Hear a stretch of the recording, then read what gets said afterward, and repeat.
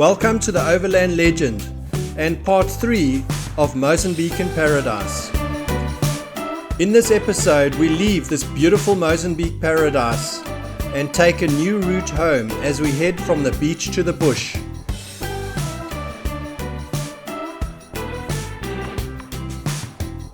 If you want to know how we got here and what we got up to when we were in this paradise, then please check out our 2 previous episodes.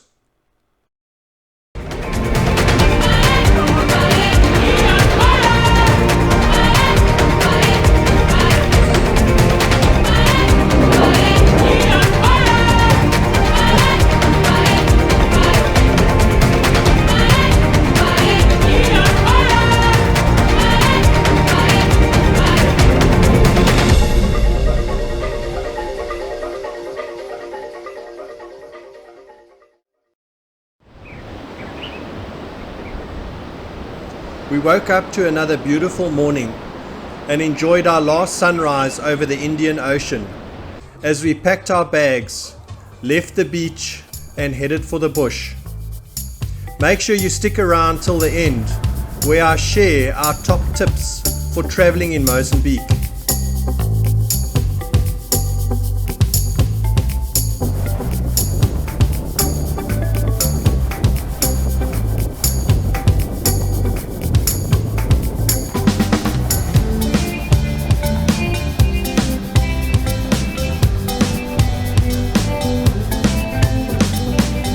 We were back on the N1 and heading south, looking out for those speed signs as they decrease from 80 down to 60 k's an hour as you enter the town, and then looking out for those traffic cops with the speed traps.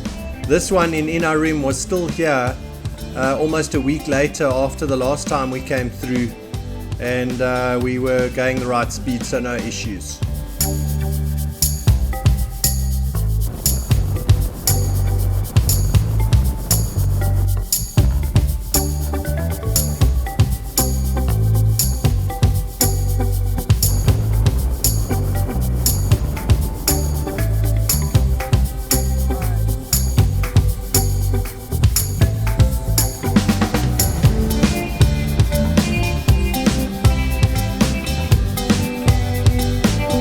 We were on the lookout for the legendary chili mixes that you can buy in Mozambique. We had seen them on our way up the previous week, and so on the way back we were looking out for them so we could stop and make a purchase. And when we did stop, we were flooded as usual with tons and tons of salesmen coming to the window to offer us their wares. Oh, maybe 150. Yes. Do you have 4? Yes. Cuatro? Mother, you want to hand? I give you good price. Wait. There we go. Yes. So it's 150? Yes. Okay. It's 300, 600 to go. Okay.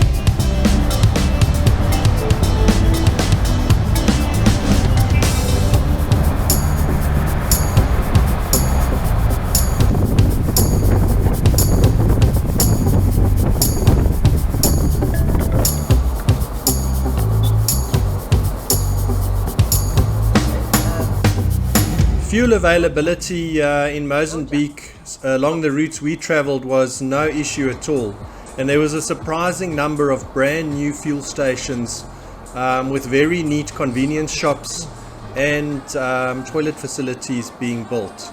Gasolio. I want gasolio.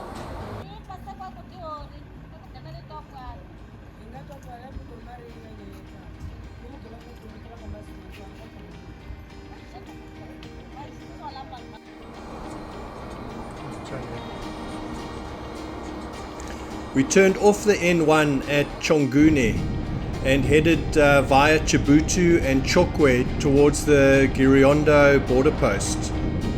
As we took that turn off, we headed down into the Limpopo Valley and drove along through the floodplains next to the Limpopo.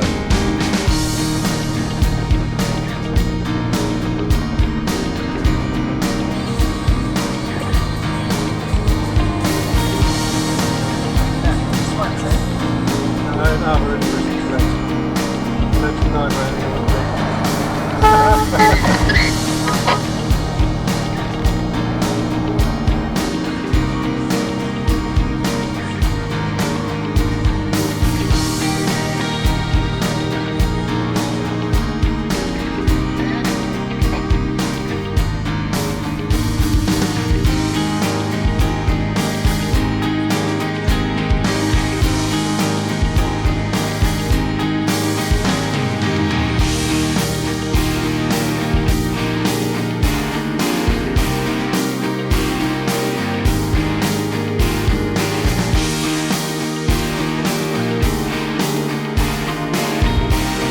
Chokwe was the last big town that we passed through, and we noticed these big coal trucks on the side of the road, and they were actually picking up the coal bags that were laid out on the side of the road. And we also noticed wood trucks doing the same thing, where the locals would collect the wood or obviously manufacture this charcoal and then leave it on the side of the road and then sell it to these passing trucks who collected everything.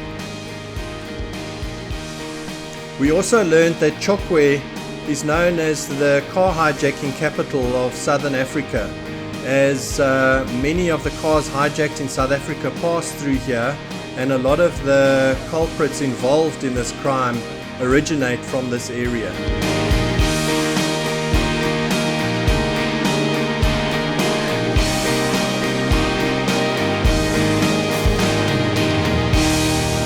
As we got closer to Massingir, the road got narrower and a few potholes started appearing. Unfortunately, we were not paying attention and actually missed our turn off for our overnight stop, and so we had to do a U-turn and head back to the overnight stop, which was at Massingir Safaris, where we were staying over. Because we were going through the Giriyondo border post, we had to stay over in the Limpopo National Park to be able to qualify to use that border post. You need to either stay over in the Kruger Park or the Limpopo National Park, and Massingir Safaris qualified as one of those overnight stops. And the best part about stopping here was this nice cool pool where we could have a swim after a seriously hot day.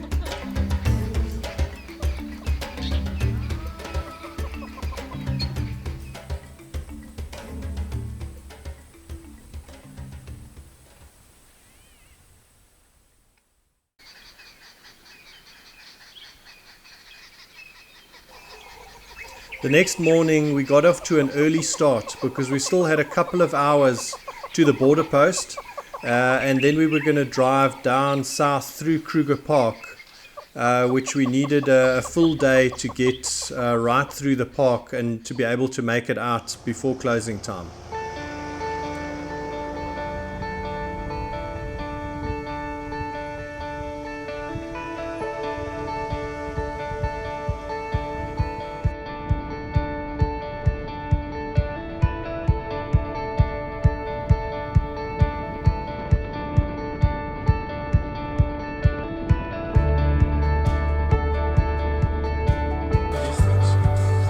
This was our first time in this area, and it was really impressive to see this Massingir Dam and the massive sluice gates at the dam wall. And we stopped just to have a look before crossing into the Limpopo National Park.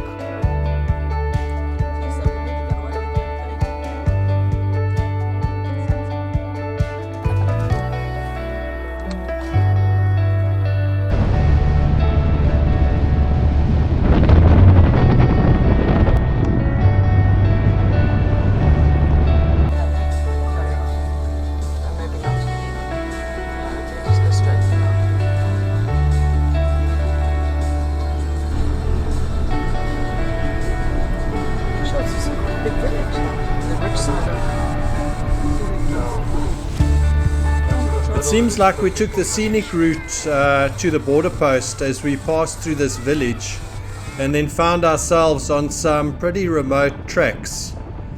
And after stopping and speaking to a local ranger, I realized that We were not on the main road anymore, but it wasn't the end of the world. Hi, how are you? Alright, we're on the still the right road to get to the border post, eh? It's the wrong one, but you can Wrong. carry on. Yeah, I'm gonna turn right down here, eh? Yeah, okay. Okay. Probably a shorter route, eh? Yeah, it's a good Oh, is it? Okay, good. So this is better. road. Just carry on with the turn right. You'll see it will be a split. Okay. Okay, perfect. Thanks, man. Thanks.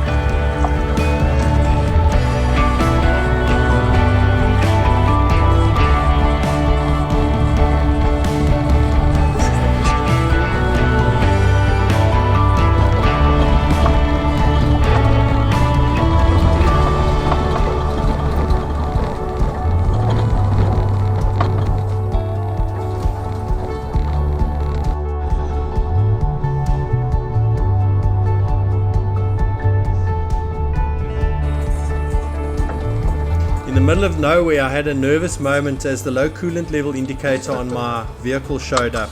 But after stopping and checking it out, there was no issues. And I found out subsequently that it is a little indicator in the actual bottle that's become a little bit faulty.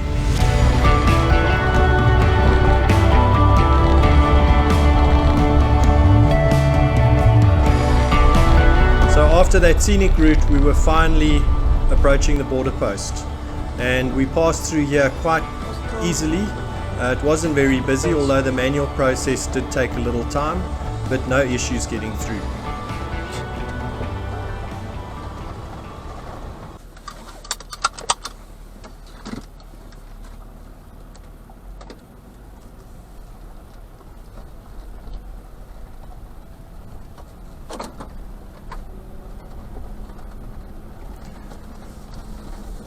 And there we were into Kruger Park. Again, a first for us through this border post, and really novel to come into the park from this side. And it wasn't long before we were seeing some really amazing game sightings.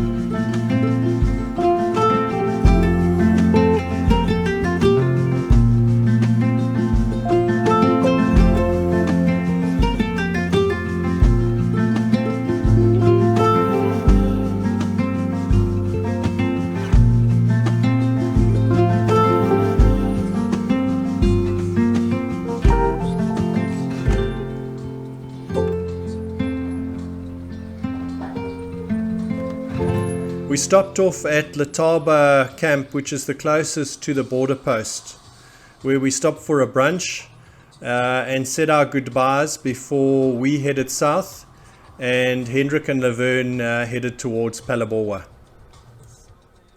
The drive down from Letaba to Crocodile Gate was a real treat, and we were looking forward to the opportunity of having some sightings, and we weren't disappointed.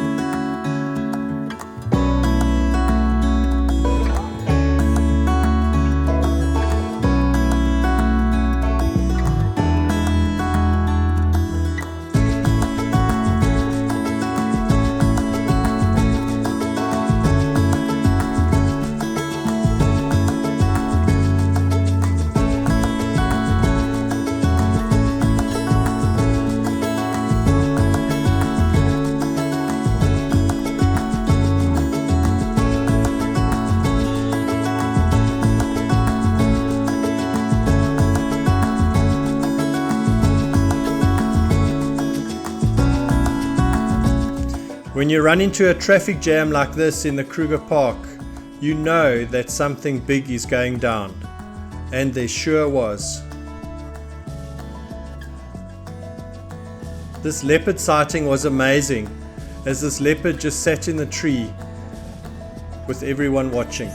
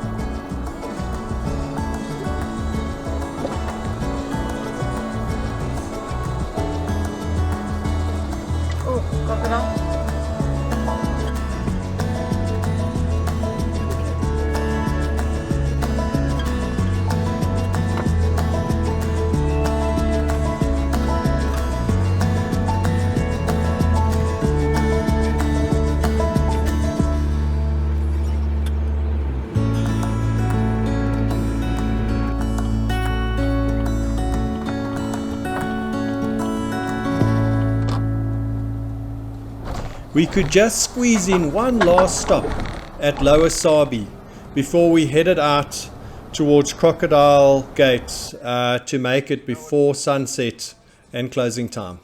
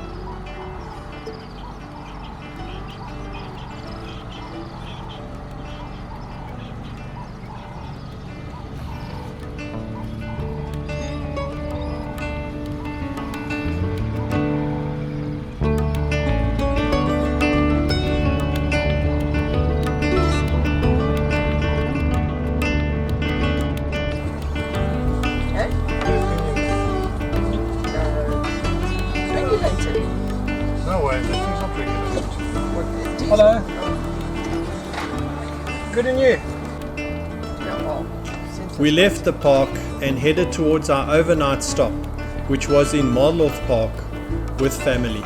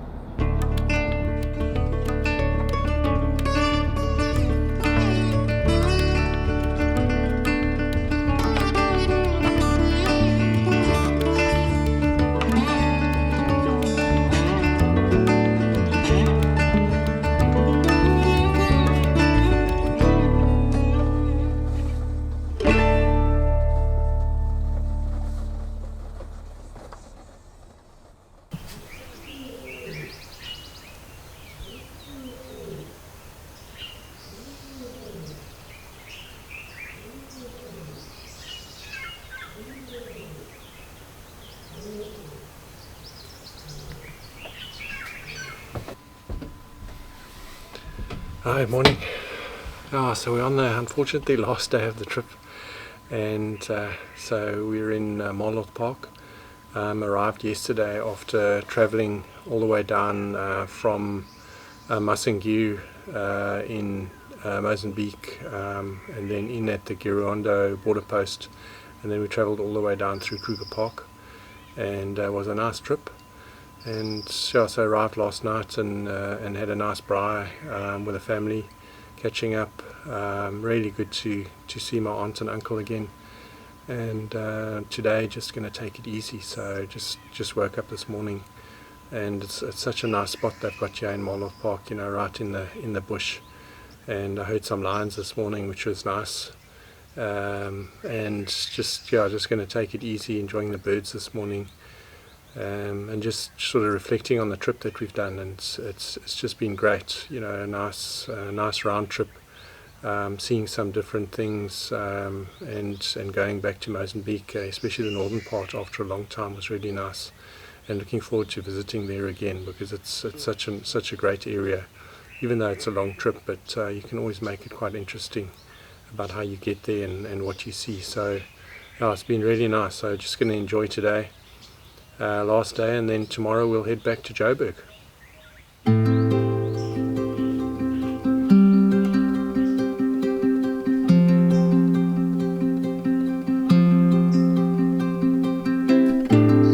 If you want to know what living in the bush is like, then just watch these next few clips. All of this I filmed just sitting on the deck, quietly and observing the bush.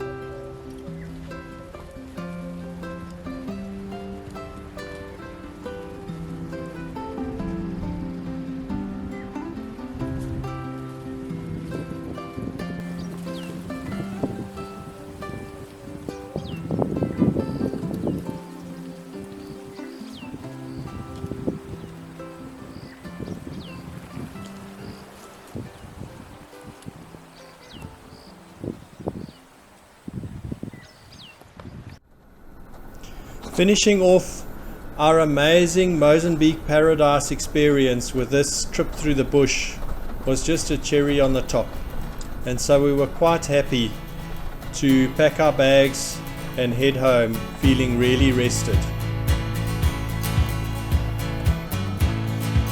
We left early to beat the traffic, but still had a little bit as we were leaving Marloth Park.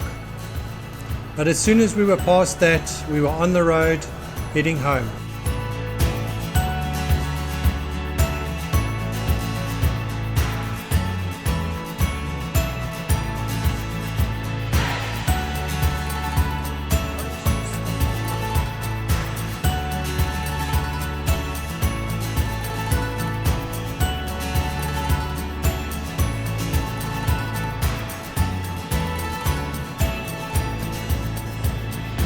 There was just one compulsory stop along the way, and that was at the Jubé & Sons farm stall to pick up some nice freshly squeezed orange juice and some oranges.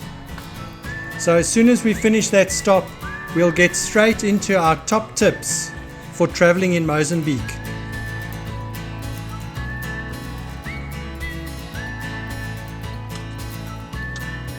So tip number 1 is get your third-party insurance before you leave South Africa. Tip number 2, respect the speed limit, especially in the 40 and 60 km/h speed zones. Tip number 3, carry enough cash for toll gates and to buy stuff from the locals. Tip number 4, draw cash as soon as you enter, and most towns have ATMs. Then number 5, most shops and garages also accept credit cards, so you can use that too. And there are many fuel stations with great shops and toilet facilities along the way. Then number 7, learn some basic Portuguese. It's amazing how it can break the ice and crack a smile with an official. At number 8, just go to Mozambique. The people are really friendly and very welcoming. And the last one, number 9, support the locals. Buy some of your supplies in Mozambique. They've got a great selection and good supplies. And that's it, folks. So all I can say is thank you so much for watching. I really appreciate the support. And as usual, if you enjoyed the content, please like and subscribe to my channel. And see you next time.